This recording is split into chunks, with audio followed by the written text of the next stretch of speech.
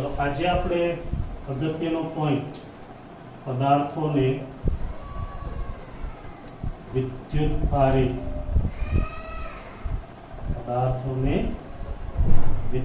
ભારિત કરવાની રીતો જોવાની છે।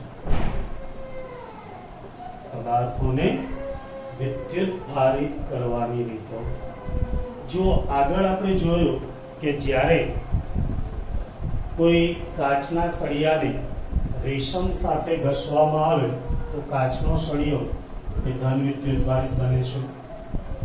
પ્લાસ્ટિકના સળિયાને ફર સાથે ઘસવામાં આવે તો એ ઋણ વિદ્યુત ભારિત બને છે। બરાબર, તો એ વિદ્યુત ભારિત કરવાની રીત થઈ।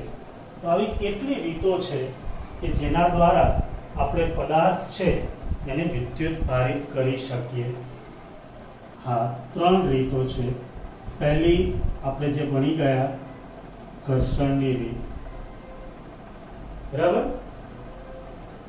ઘર્ષણ દ્વારા આપણે પદાર્થ છે એને વિદ્યુત ભારિત કરી શકીએ। જેના બેસ્ટ એક્ઝામ્પલ છે કાચનો સળિયો અને પ્લાસ્ટિકનો સળિયો। બીજું સંપર્કની રીત।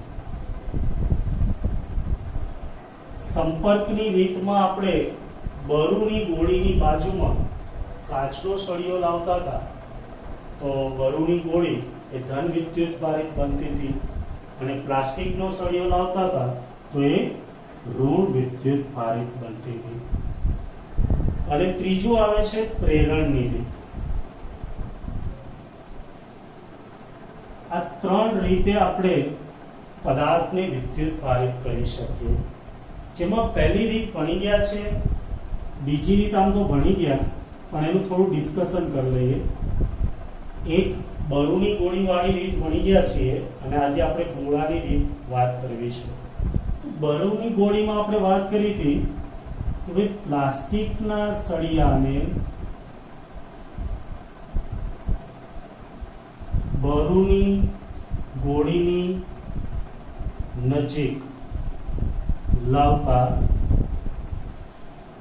કેટલો ઋણ વિદ્યુત ભાર છે એ બરુની ગોળી પર જાય છે। બરાબર ને? આપણે જોયું હતું કે ચલો આ કોઈ પ્લાસ્ટિકનો સળિયો છે, આ કોઈ બરુની ગોળી છે। આ પ્લાસ્ટિકનો સળિયો એટલે ઋણ વિદ્યુત ભારિત, પહેલા તટસ્થ છે। તટસ્થ એટલે એના ઉપરનો કુલ વિદ્યુત ભાર 0, જેટલા ધન એટલા જ ઋણ હોય એટલે એને તટસ્થ કહેવાય। હવે આને તમે નજીક લઈ જાઓ છો એટલે આ કેવી બને છે? ઋણ વિદ્યુત ભારિત। જ્યારે આપણે કાચનો સળિયો લઈ જતા હતા તો એ શું બનતી હતી? યસ, ધન વિદ્યુત ભારિત। ચલો આજે બીજી રીતની વાત કરીએ કે જે તમારા માટે ખાસ મહત્વની છે, અગત્યની છે। દરેકે આ રીત ખાસ યાદ રાખવાની છે, જેને સંપર્ક દ્વારા વિદ્યુત ભાર કરવાની રીત કહેવાય છે। તેના માટે 2 ધાતુના અલગ કરેલા ગોળાઓ ધ્યાનમાં લો।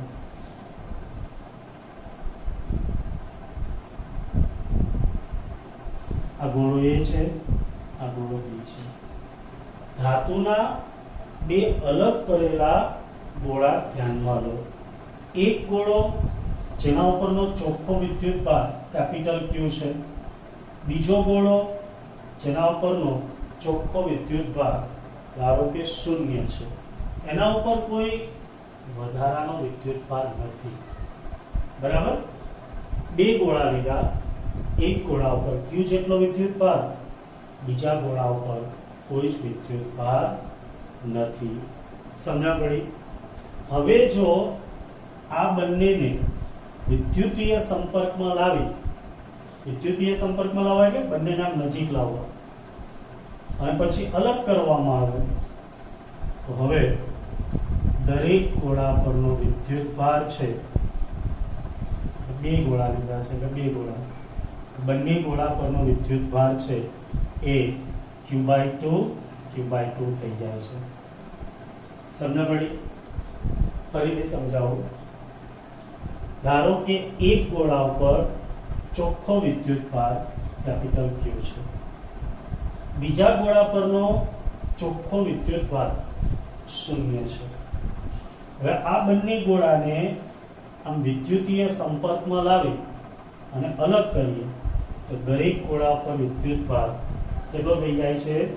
Q/2 Q/2. કેવી રીતે થાય? ચલો સમજીએ.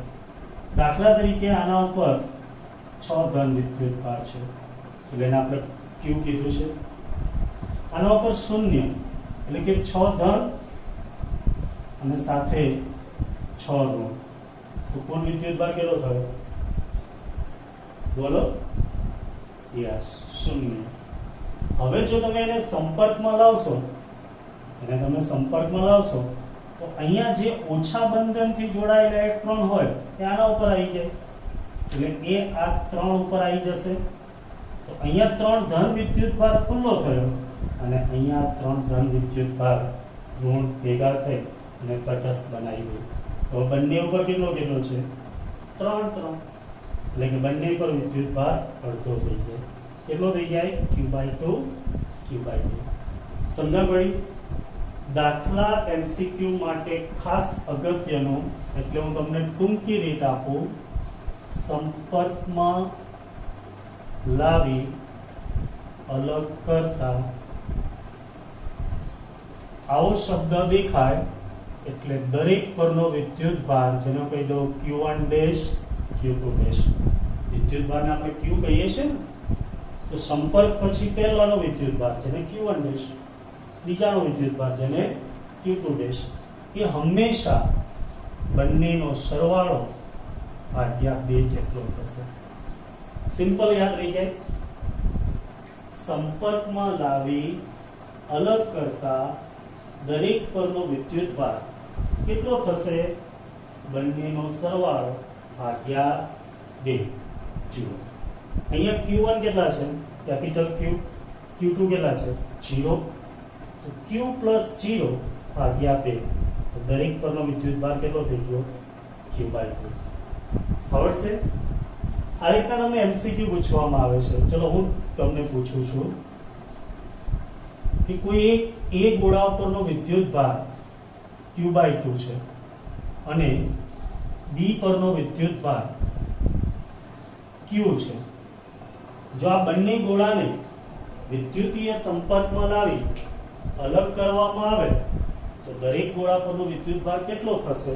ચલો ગણતરી કરી જોઈએ.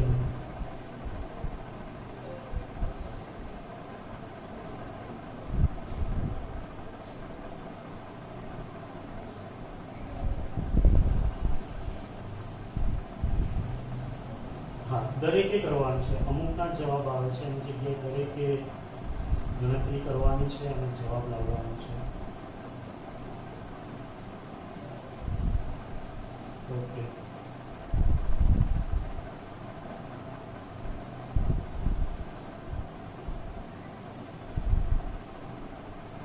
જો 2-3 પ્રશ્નો આવા કરાવીશ કે જેથી તમારે કોઈ પ્રોબ્લેમ જ નહીં હોય.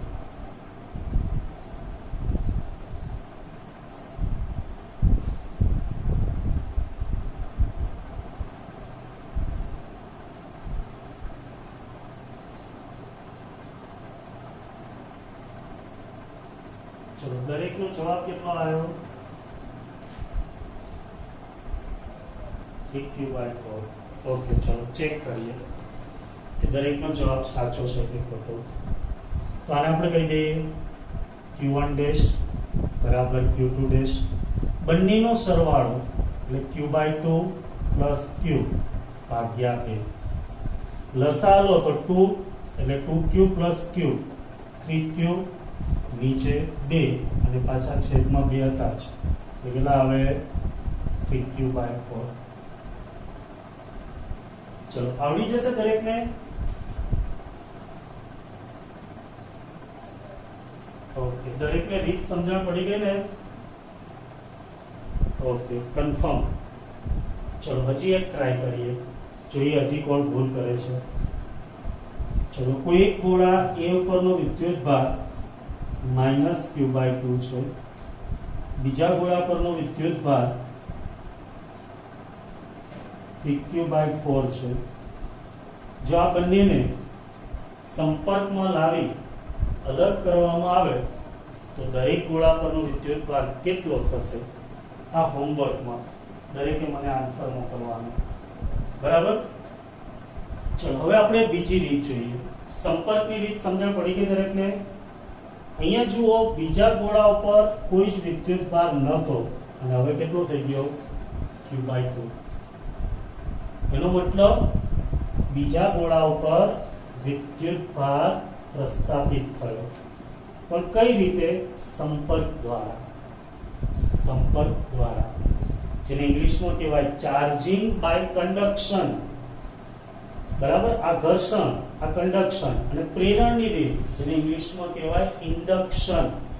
સંપર્ક વિના પણ વિદ્યુત ભારિત કરી શકાય. તો ત્રીજી રીત લઈએ. ચલો આ બીજી રીત ખબર પડી ગઈ દરેકને? પછી આના દાખલા આવશે, એમાં ટ્રાય કરીશું.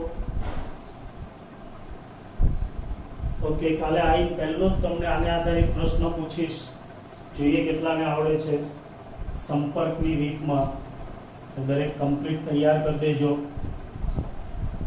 પહેલો જ પ્રશ્ન પૂછીશ તમને. કોઈ બે ગોળા હશે, બંને ઉપર વિદ્યુતભાર લઈશ અને સંપર્કમાં લાવી અલગ કરીએ તો દરેક ગોળા પર કેટલો વિદ્યુતભાર મળે, એ પ્રશ્ન હું કાલે પહેલો જ પૂછીશ. ચલો ત્રીજું, સંપર્ક વિના.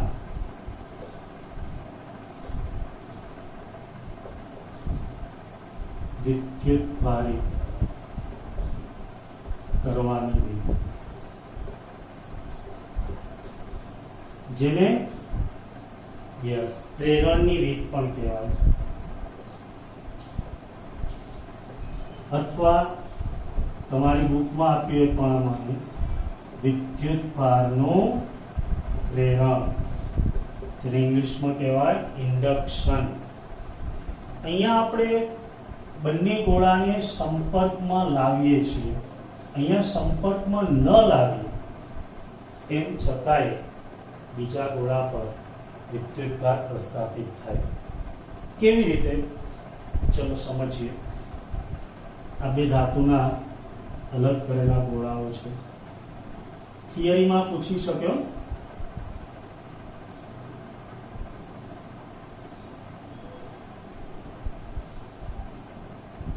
આ ગોળો A છે, આ ગોળો B છે. બે ધાતુના અલગ કરેલા ગોળા A અને B આકૃતિમાં દર્શાવેલ છે. દેખો, આના ઉપરનો કુલ વિદ્યુતભાર 0 છે, એટલે કે અત્યારે એના ઉપર કોઈ વિદ્યુતભાર નથી. એનો મતલબ સમજો, જેટલા ધન હોય એટલા જ ઋણ હોય. સમજણ પડે?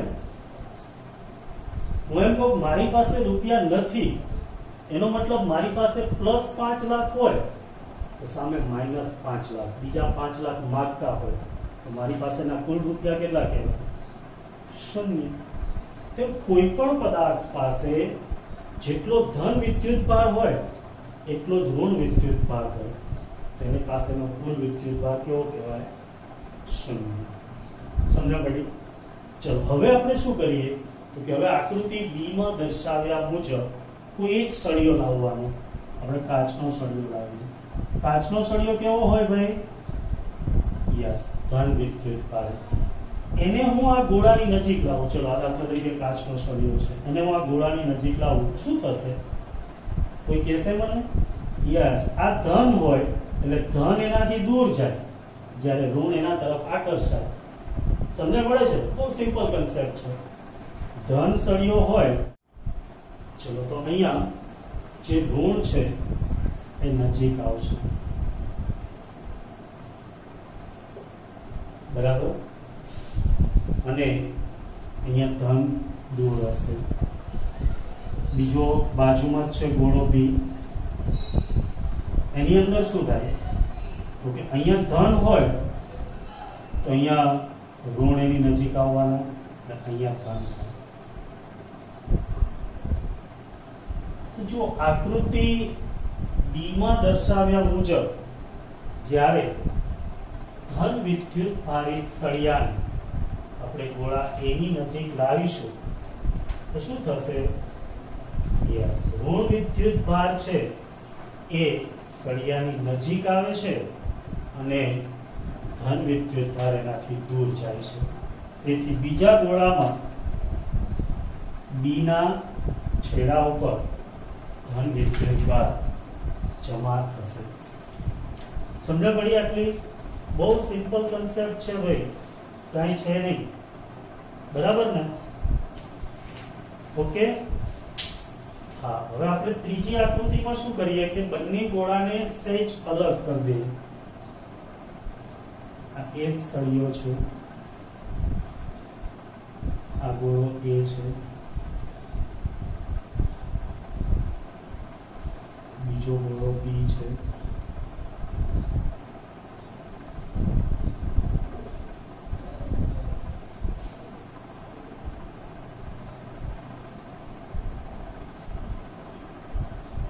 જો અહીંયા બંને એકબીજાને અડી નતા, અહીંયા એમની વચ્ચેનું અંતર થોડું વધારી દીધું તો ઋણ વિદ્યુત ભાર છે એમને એમ રહેશે, અહીંયા ધન પણ એમને એમ રહેશે.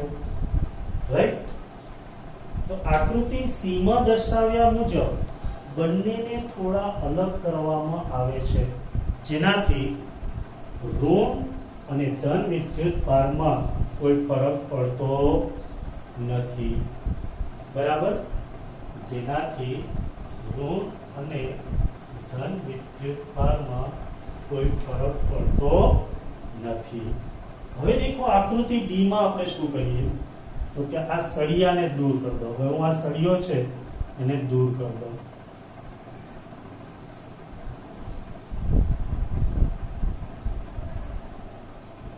આકૃતિઓ દોરજો.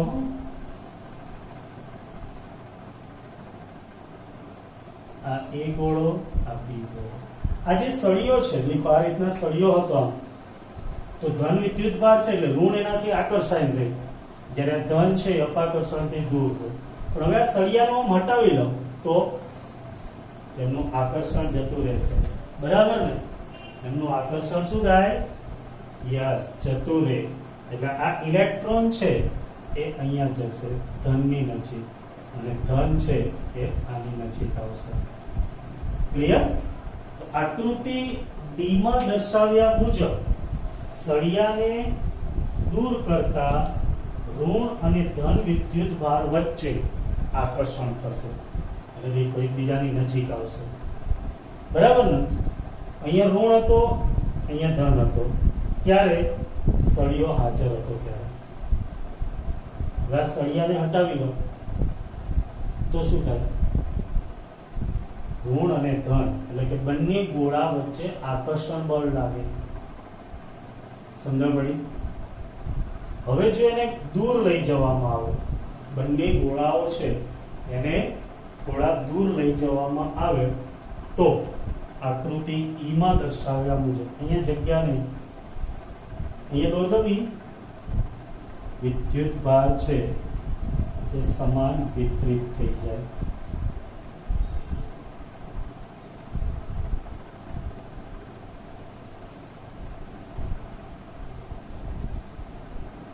એક ગોળો ધન વિદ્યુત ભારિત અને બીજો ગોળો ઋણ વિદ્યુત ભારિત થશે. બરાબર? બંને ગોળાને સારા એવા પ્રમાણમાં દૂર કરવામાં આવે તો વિદ્યુત ભાર છે એ શું થાય છે? નિયમિત વિતરિત થાય છે. તો દેખો અહીંયા આપણે સળિયો છે એનો આની સાથે સંપર્ક નહીં કરાયો, સળિયાને ખાલી નજીક લાયા હતા. અહીંયા સળિયા પરનો વિદ્યુત ભારમાં કોઈ ફરક નહીં પડતો, તેમ છતાંય બંને ગોળા કેવા થઈ ગયા? વિદ્યુત ભારિત. સમજ પડે? તો પ્રેરણની રીત છે જેને ઇન્ડક્શન કહેવાય, ચાર્જિંગ બાય ઇન્ડક્શન.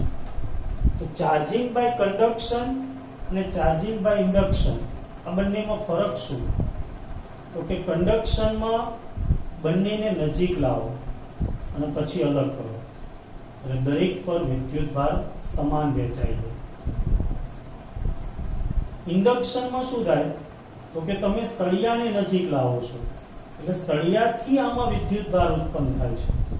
સળિયાના વિદ્યુત ભારમાં કોઈ ફરક પડતો નથી. સમજ પડે છે? સળિયાનો વિદ્યુતભાર જેટલો છે એટલો જ રહેશે, પણ પ્રેરણ દ્વારા ગોળા પર વિદ્યુતભાર જમા થશે. જે તમે ઇંગ્લિશમાં ભણો છો ને, કોઝલ વર્ક, મેક, હેવ અને ગેટ, જેને પ્રેરક ક્રિયાપદ કહેવાય. પ્રેરણ એટલે મુખ્ય કર્તા પાસે કાર્ય કરાવવું. દાખલા તરીકે હું તમને એમ કહું કે આ હોમવર્ક કરી દો, તો હોમવર્ક કોણે કર્યું? તમે. મુખ્ય કર્તા તમે. પણ એ ક્રિયા કરવા માટે પ્રેરણા મેં આપી, એટલે પ્રેરક કર્તા હું કહેવાય. તો અહીંયા પ્રેરક કોણ? સળિયો. વિદ્યુતભારિત કોણ થાય? ગોળો. તો એ ચાર્જિંગ થયું કહેવાય. બરાબર? પણ એનાથી મારામાં કોઈ ફરક નહીં પડતો. ચલો હું અહીંથી બોલીને તમને શીખવાડું કે ભાઈ વિદ્યુતભારનું પ્રેરક, તમે શીખી જાઓ તો તમે વિદ્યુતભારિત થઈ ગયા. પણ મારામાં કોઈ ફરક પડ્યો? હું ભૂલી જઈશ પ્રેરણ? નહીં. તો આ થયું સંપર્ક વિના વિદ્યુતભારનું પ્રેરક. મેં તમારા પર હાથ નહીં મૂક્યો કે મારા હાથમાંથી વિદ્યુતભાર તમારી પાસે આવી જાય? નહીં. સમજવા પડે? આ ડિફરન્સ છે. તો થિયરી માટે આ અગત્યનું છે, બાકી એમસીક્યુ અને દાખલા માટે સંપર્ક વિધિ અગત્યની છે. સમજણ પડી દરેકને? ઓકે, ચલો ફરી એક વખત રિકોલ કરી લે. જુઓ, પહેલા આકૃતિ એમાં દર્શાવ્યા મુજબ બે ધાતુના અલગ કરેલા ગોળા ધ્યાનમાં લો, જેના પરનો કુલ વિદ્યુતભાર 0 છે. પહેલો પોઈન્ટ ક્લિયર. બીજો પોઈન્ટ, આકૃતિ બી માં દર્શાવ્યા મુજબ ધન વિદ્યુતભારિત સળિયાને ગોળા એ ની નજીક લાવો. ફાઇન. જેના લીધે સળિયાની નજીક શું થશે? ઋણ વિદ્યુતભાર આવશે, અને ગોળા બી માં તેનાથી દૂરના ભાગમાં ધન વિદ્યુતભાર જમા થશે. હવે આકૃતિ સી માં દર્શાવ્યા મુજબ બંને ગોળાને થોડા અલગ કરતા તેના ઋણ અને ધન વિદ્યુતભારમાં કોઈ ફરક પડતો નથી. ત્યાર પછી આકૃતિ ડી માં દર્શાવ્યા મુજબ સળિયાને દૂર કરતા, હવે સળિયો જતો રહે તો આપણે જાણીએ ધન અને ઋણ એકબીજાને શું કરે? આકર્ષણ. એટલે કે બંને ગોળા વચ્ચે આકર્ષણ બળ લાગે. હવે જો એને વધારે દૂર કરતો તો એ આકર્ષણ બળની સીમા જતી રહે. પછી તો કે તો આ સુવાહક છે, તો વિદ્યુતભાર શું થાય? સમાન વિતરિત થાય. એટલે આ ધન સમાન વિતરિત થઈ જાય ને, અહીંયા ઋણ, સોરી પહેલામાં ઋણ હોય તો અહીંયા ઋણ કરી દેજો.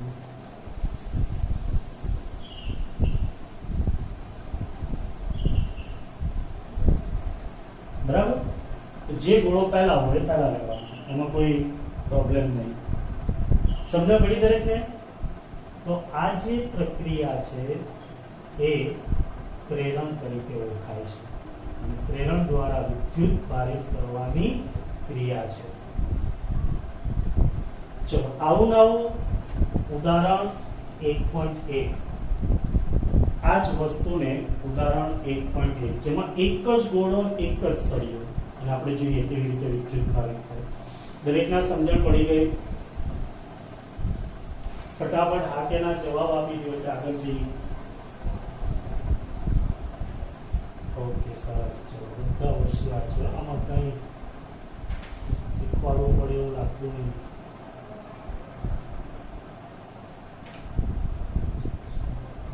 જવાબ મૂકી દીધા. ઓકે, વાંધો નહીં. વોટ્સઅપ કરવાનું કીધું હતું, ચેટ નહીં.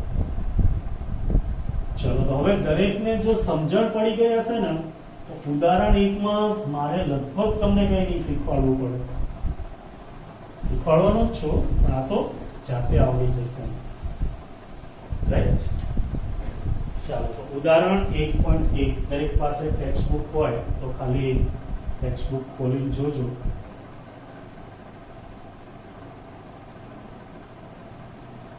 એક ધાતુના ગોળાને સ્પર્શ્યા વિના તમે તેને કેવી રીતે ધન વિદ્યુત ભારિત કરી શકશો?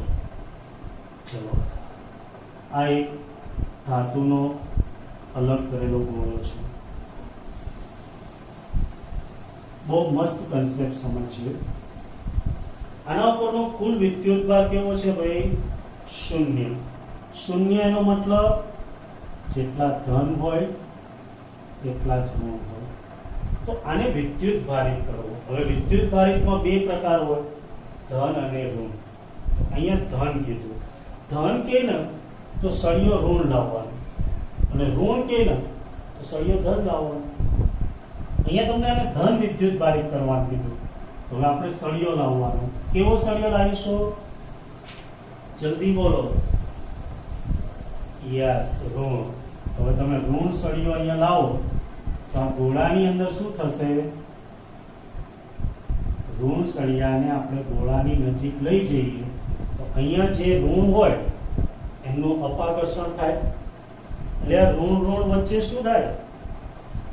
અપાકર્ષણ. તો એ શું કરે? એનાથી દૂર ભાગે ને, તો ચલો ભાગો, એટલે અહીંયા આવી જાય. ધન છે એને જોઈને આકર્ષાય કે હા મજા આવી ગઈ, એટલે નજીક આવી. સમજ પડી?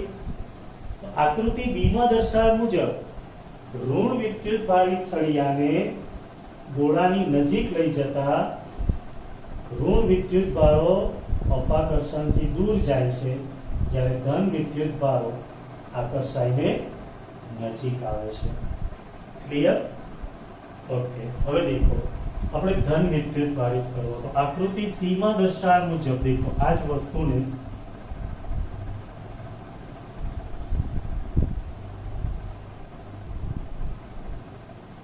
અહીંયા ધન છે, અહીંયા ઋણ ઇલેક્ટ્રોન છે.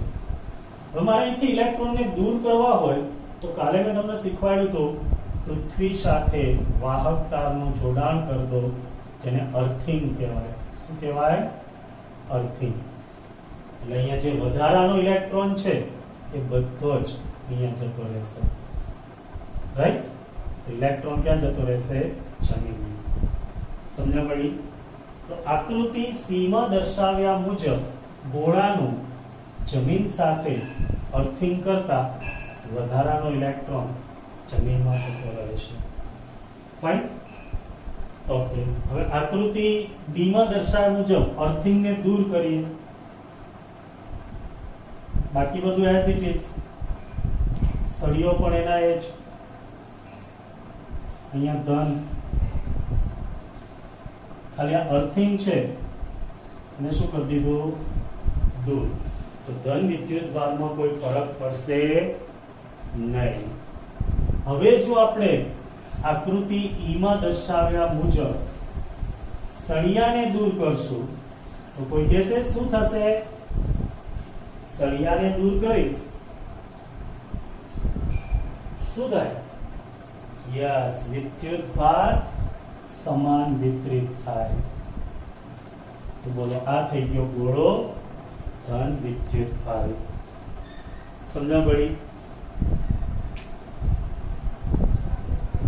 કમ્પ્લીટ ખબર પડી ગઈ દરેકને? ઉદાહરણ 1.1.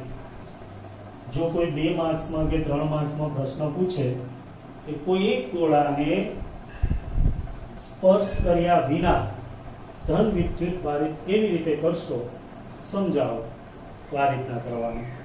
પહેલું, આકૃતિ એમાં ધાતુનો અલગ કરેલો ગોળો દર્શાવે છે જેના પરનો કુલ વિદ્યુતભાર 0. આકૃતિ બી માં દર્શાવ્યા મુજબ જો ધન વિદ્યુત ભારિત કરવો હોય તો ઋણ સળિયો. હવે મારા જેવો કોઈ એમ કે ઋણ વિદ્યુત ભારિત કરવો તો અહીંયા ધન સળિયો લેવાનો. સમજણ પડે? તો જાતે ટ્રાય કરજો, મજા આવશે પ્રેક્ટિસ માટે. તો બેસો. ઓકે. હવે આપણે અહીંયા ધન વિદ્યુત ભારિત કરવો એટલે ઋણ સળિયો નજીક લાવીએ એટલે ધન આના તરફ આકર્ષાય અને ઋણ હોય એ અપાકર્ષાય દૂર છે. આકૃતિ સી માં દર્શાવ્યા મુજબ ગોળાનું જમીન સાથે અર્થિંગ કરતા ઇલેક્ટ્રોન જમીનમાં જતા રહે છે. આકૃતિ ડી માં દર્શાવ્યા મુજબ અર્થિંગ દૂર કરતા ધન વિદ્યુત ભારમાં કોઈ ફરક પડતો નથી. આકૃતિ ઈ માં દર્શાવ્યા મુજબ સળિયો દૂર કરતા ધન વિદ્યુત ભાર સમાન વિતરિત થાય છે. બસ આવું લખવાનું. એક આકૃતિ એક પોઈન્ટ. સમજણ પડી ગઈ? તો આ આખી વાત થઈ ગઈ વિદ્યુત ભારના પ્રેરણની. તો દરેકને સમજણ પડી ગઈ? ઓકે, ચલો. તો સંપર્ક દ્વારા એક નાનો પોઈન્ટ આપું, દરેકે મને આન્સર આપવાનો છે. ગોળા A પરનો વિદ્યુત ભાર Q છે, જેને ગોળા B સાથે સંપર્કમાં લાવવામાં આવે, જેના પરનો કુલ વિદ્યુત ભાર 0 છે. ત્યારબાદ ગોળા C સાથે સંપર્કમાં લાવવામાં આવે, જેના પરનો વિદ્યુત ભાર પણ 0 છે. તો હવે A, B અને C પરના વિદ્યુત ભાર જણાવો.